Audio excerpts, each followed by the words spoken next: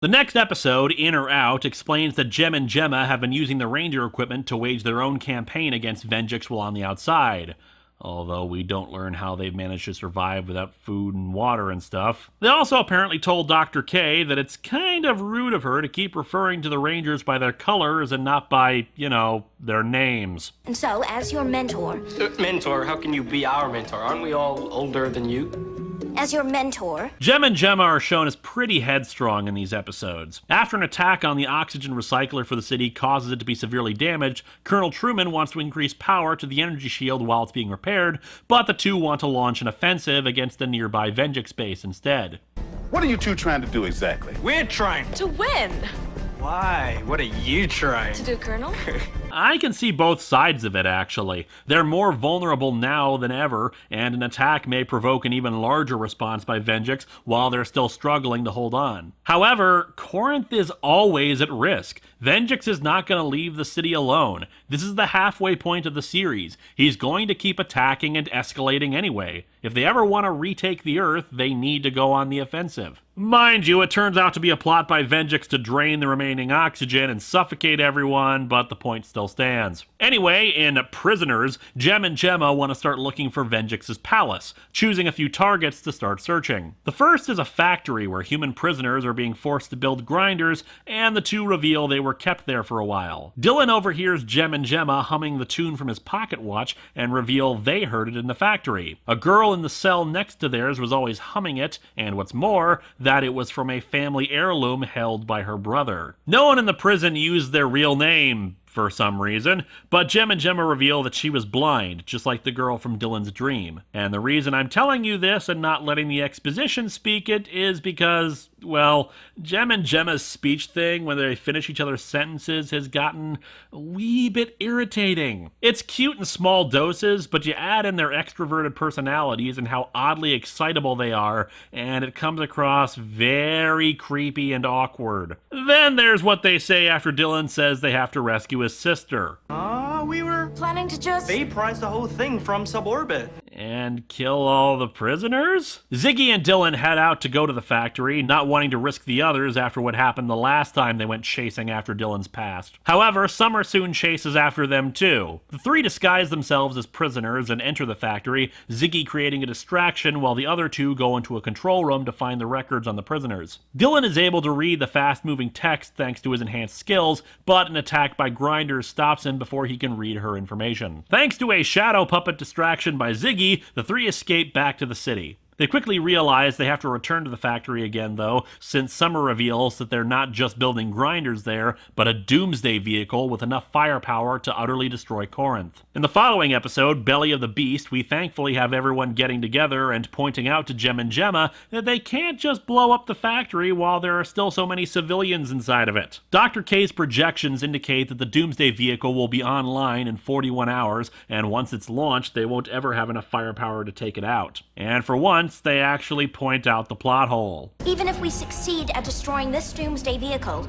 Venjix will build another one. Then we need the firepower to match that thing. Where are we gonna get anything that could ever match that? The Rangers, along with Colonel Truman, lead a force of military personnel outside the factory to raid and rescue the prisoners, but Dr. K further points out yet another problem. And what if we can't do both, Colonel? What if we reach a point in the operation where we must choose between the fate of the prisoners, including Ranger Black's sister, and the fate of the last human city left on Earth? Venjix has detected them, though, and launches a monster and a squad of grinders to keep them from the factory. While the Rangers engage the monster, the grinders take on the military. Jem and Gemma are able to take them out, and they have to proceed on the plan anyway, despite losing the element of surprise. Well, they say the first casualty of any operation is the battle plan, guys, so that's proceeding normally. The Rangers storm the factory and split up, Jem and Gemma revealing that they have their own instructions from Dr. K. The two insert a flash drive into the system, uploading some program into it. Venjix, upon detecting the foreign program, orders the Doomsday ship's launch. The explosives are planted, but Dylan and Summer aren't certain if the civilians are out yet, so she hands Dylan the detonator and tells him to make the choice about what to do while she engages the monster. However, before he can make a decision, Dr. K contacts him and tells him to wait until the Doomsday ship is clear before detonation. Flynn and Ziggy get the civilians out, and Dr. K orders Dylan to detonate as the ship goes airborne, destroying the factory. Unfortunately, they were unable to find Dylan's sister. The Doomsday ship launches its attack on the city, quickly decimating the shield. However, in that instant, the Doomsday ship begins transforming itself into a sky whale. Okay, and fires on all the attack drones. Yeah, but why a whale? I mean, they don't even fly. Well, just the whole thing seems kind of like a stretch. Would you prefer I program it back into a deadly shield-busting Venjix Doomsday weapon, Ranger Green? No, that's okay. Because I can do that if you feel it would be more appropriate than a whale. Just, I'm sorry. Forget I said anything, okay? The Whale Zord is able to merge with Gem and Gemma's Zords to become the new Mach Megazord. Dylan has returned to the factory to look for anything about his sister, and Summer has chased after him, but the smoldering ruins are dangerous and collapsing around them. We don't get out of here now. You're right. You need to go now. I'm not leaving here without you. Why are you always trying to save me? Because you're worth saving.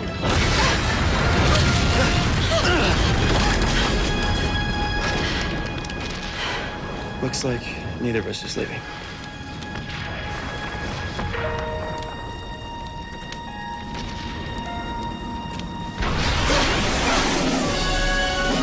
Nothing like a cold shower, eh, guys? Going through the wreckage, they discover a necklace similar to the one Dylan wears with another key. By this point, Judd Lynn had taken over as executive producer. It's hard to say exactly when he had officially taken over, since the credits are all over the place and I heard a few different answers, plus it's uncertain if certain scripts were completed before the writers left, or if they were in production and finished by other writers. Either way, regardless of the original story plans, it's around here where Eddie Gazelian was fired and Lynn had to start working on the show. Gem and Gemma's blow it up, ask questions later approach is finally called into question when they attack a monster whose destruction could have led to a toxic spill into the city. They don't understand the consequences of their actions, and they even continue to go off and investigate things and launch attacks outside without any plan or knowledge of what they're attacking. And it's really annoying and really frustrating, but it's only after a remark by Scott that I finally figured out what their problem was. It's like talking to children. And that's because they are children. In much the same way Dr. K was introverted and lacked social graces due to the way she was raised in alphabet soup, they too lack social maturity. Except because of their shared link to each other, they developed differently, heavily extroverted, and never realizing that their actions have consequences. It's kind of like spoiled celebrities that assume they can get away with anything because they've never had to face punishment for what they've done. Except more innocent in this case, since they honestly don't understand the harm they're causing. And thanks to their blunder and almost getting killed, they join up all three Megazords into the Sky Mech Megazord. After several failed battles with the Rangers, Venjix decides the body he's been using to fight them is insufficient and upgrades himself again with as many new weapons and armor as he can muster. While outside the city, Gem and Scott rescue a bunch of escaped prisoners from a camp where Venjix is building more cybernetic hybrids like Dylan. But enough about that, how about an 80s montage?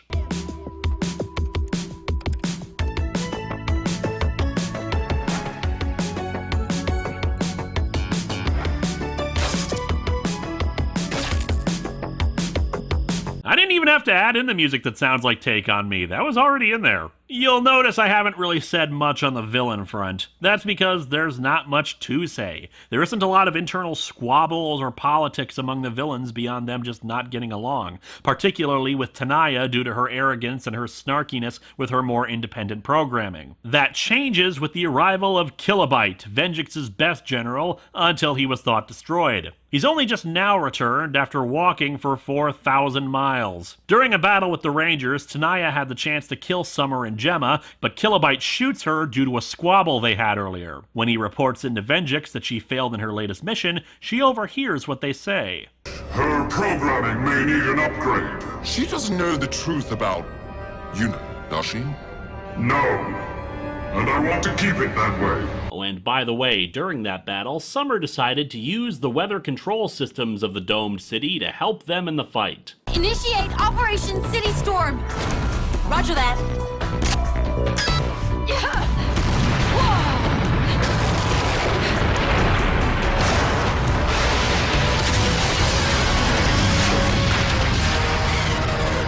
Oh, come on, guys. We already had Mad Max come in here. Can't you just get beyond Thunderdome? So as I said in the beginning, Judd Lin had the difficult job of having to play catch-up with the series now that he was the showrunner. With the delays in scheduling, they had to come up with a way or two to salvage what they had worked on in the meantime.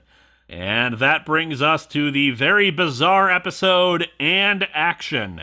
It's a behind-the-scenes episode, with everyone in character. You could almost think of it as the season requisite clip show in that regard, since it shows plenty of stuff from past episodes. It wouldn't be so bizarre if they weren't in character when they did it. Other seasons have had behind-the-scenes specials, although they weren't counted as an official episode. Even the friggin' villains are in character! We continue in ancient history, where Tenaya and the generals head into the ruins of Alphabet Soup to see if they can find any intelligence on the Ranger technology, discovering that there's a cache of discarded tech inside of a mountain range inside of the dome. Because like Terra Venture, we needed to make sure there were various geographical locales inside of our protective dome. At first, it seems like this is not really much to worry about. After all, it's the discarded technology, the stuff that didn't work. However, Dr. K, after thinking for a moment, begins worrying and sends the Rangers off to investigate the excavation in the mountains. During the fight, a stone wall with a serpent-like figure is revealed and suddenly bursts out. It's some kind of elephant train Zord that attacks both the Rangers and the monster. However, what's worse, Colonel Truman sent in a team first to investigate,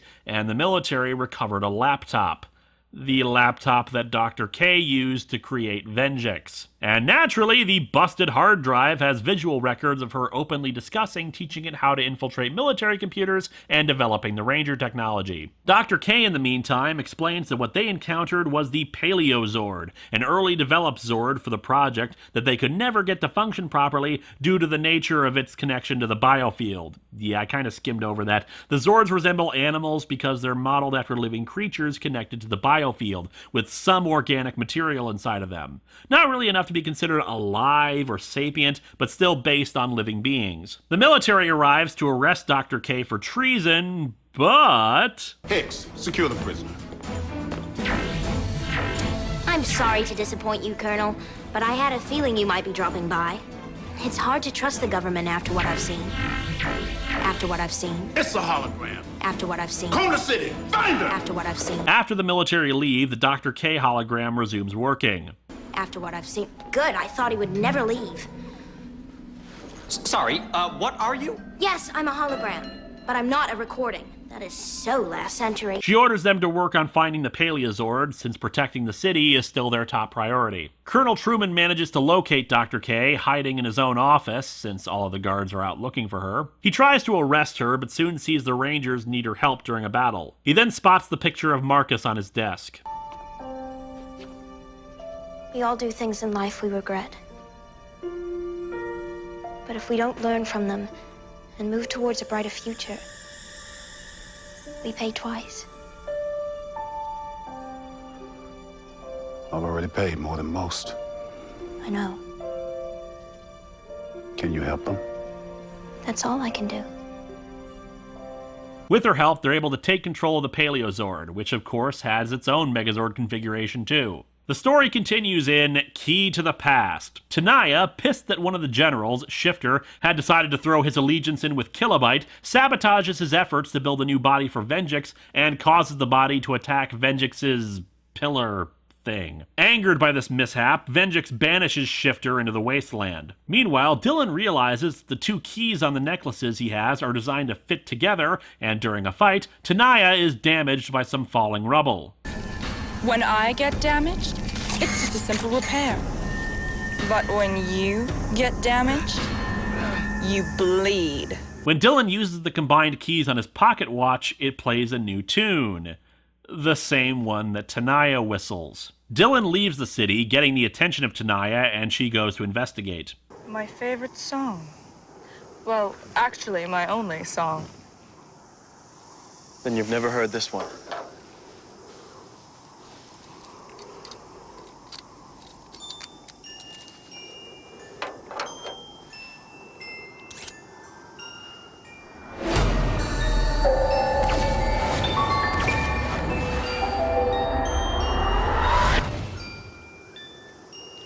Where did you get that? You remember, it belongs to us. You're my sister. Tenaya denies this and attacks. Dylan uses the spinning grinder on his gauntlet on her left arm.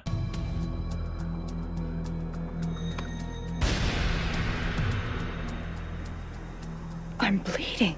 Tenaya flees from this revelation and scans herself, confirming that she's his sister and a cyborg. This triggers memories for her of Dylan trying to help her to escape, but Kilobyte foiling their efforts. I won't miss you when you're gone.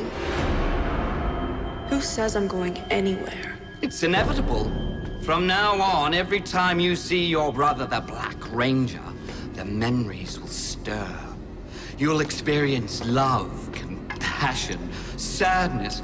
You'll grow weak like all humans, and eventually, you'll be destroyed like all humans. All because Subject D44 caused you to remember. Wow, the show has become self-aware of its dramatic tropes, too. However, Tenaya refuses to give up, seeing as she's fought too hard for Avengix's victory, and decides she needs to end the memories from overtaking her by attacking the Rangers. Dylan refuses to fight her, and she has him at her mercy. Goodbye, Subject D44. And take your memories with you. Road Blaster! No! Fire!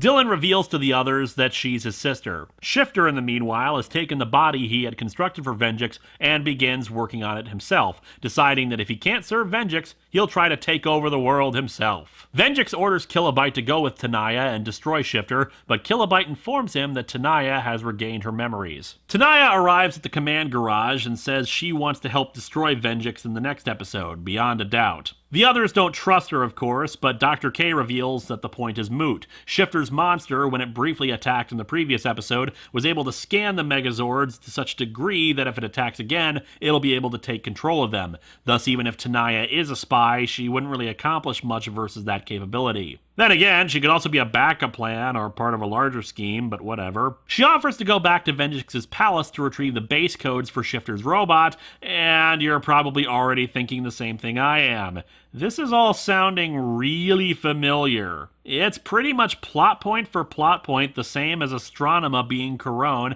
and having to go back to the Dark Fortress at the risk of her own life. However, where the story goes in its own direction is that Dylan goes with her, having to leave behind his morpher lest Venjix detect it. We also get a nice character moment when they're about to go past the patrols. Did it say our names? What? When you saw the prisoner data, did it say our names? Anything? No. As they enter the palace, Dylan's own memories of the place come about. Tenaya enters Venjix's presence and reveals that she's captured Dylan and swears to get the other Rangers. While Dylan is placed in a cell, Kilobyte notices that it's strange that he didn't have his morpher on him. Shifter's robot attacks, forcing the Rangers to confront it. Tenaya, meanwhile, accesses the computer banks and indeed acquires the base codes to Shifter's robot. Kilobyte finds her, of course, and Tenaya releases her robot hand to go free Dylan and give him the codes on a Nintendo DS cartridge. Kilobyte naturally doesn't trust Tenaya, but before he can attack, Dylan zaps him with an electrical cable. I had a feeling you wouldn't be leaving so quickly. I left you here once. It's not gonna happen again. Tenaya gets the base codes to Dr. K, and in the ensuing fight, Dr. K figures out a way to combine all 12 of their Zords, creating the RPM Ultra Zord. Not that I don't think that's friggin' awesome, but we already had 3 Megazords together, so this just seems like getting something else that's awesome when we've already had one awesome thing. Still, it's taller, and it kicks serious ass, so points there. At the end of the episode, Tenaya greets the Rangers as they walk down the street.